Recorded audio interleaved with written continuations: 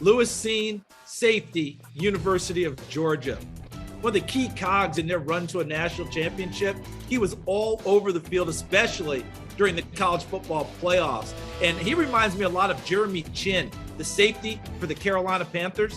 Not quite as big as Chinn, doesn't have the linebacker size, but both of them are rangy, intelligent players. They blitz well off the edge. They can actually loop up the middle and get in the quarterback's face. They can cover downfield either as a high safety or drop down in the box. But the biggest comparison for both of them is that when they hit you, you stay hit. When Lewis Cine hits a tackle someone, they go backwards. They don't just stay at the point of attack. Lewis Cine right now being a lot of favorable comparisons, not just to Jeremy Chinn, the Carolina Panthers, but the number one safety in the draft, Kyle Hamilton of Notre Dame.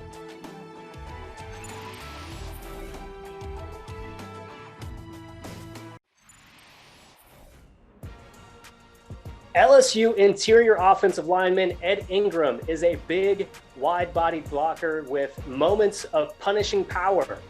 He is a prospect where there are stretches of anchor technique simply because of his size and overall strength.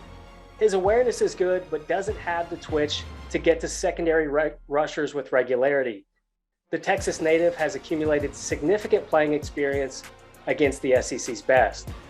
Balance is a concern for Ingram, and he does not have high-end recovery skill. He leans in his stance too often, and he is best suited for a gap offense that does not ask him to do a lot in space. Ingram is susceptible to counter moves, and he needs to add more variance to his punch pace. We have compared him to Chiefs offensive guard Trey Smith.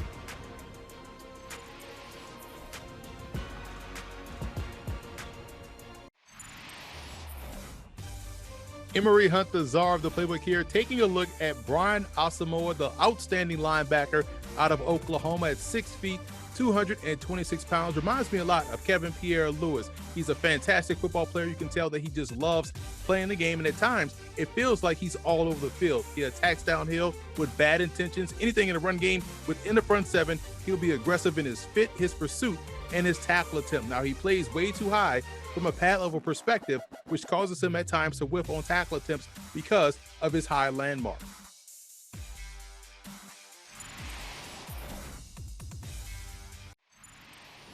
Missouri cornerback Caleb Evans will check the size and athleticism boxes for a lot of NFL teams at the cornerback spot.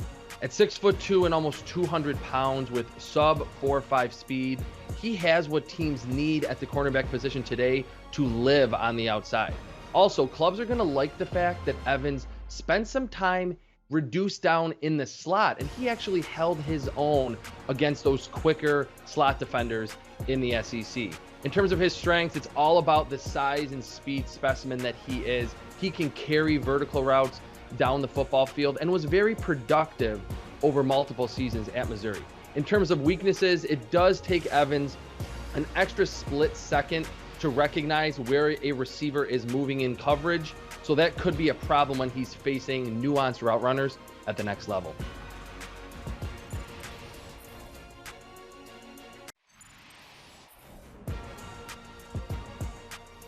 Michigan State wide receiver Jalen Reagor is a speed-based wideout with the ability to track the ball over his shoulder.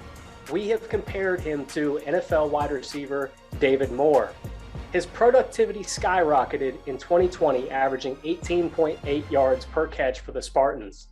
A wealth of explosion and ability to kick it into second gear will threaten many quarterbacks at the second level. For a creative offensive coordinator, he can be deployed in a variety of ways to get him the ball in space and use his athleticism. The California native is not someone who can be relied upon to defeat press coverage and then run detailed routes to get open.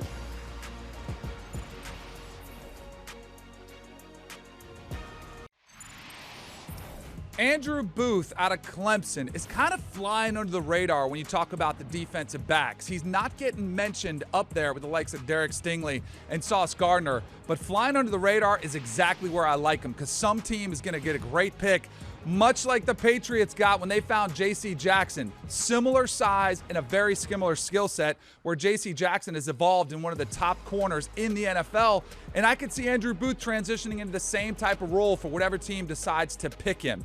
He can go toe-to-toe with anybody, as he showcased in some of their playoff games against the Georgia Bulldogs earlier in the season. He's got lockdown skills, and he's not afraid to come up and help in the run support either.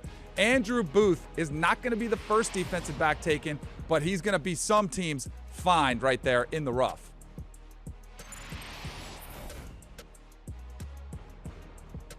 Do you want a sports network that delivers everything that matters about the game? The highlights, the picks, the instant analysis, no yelling, no fake debates, no politics.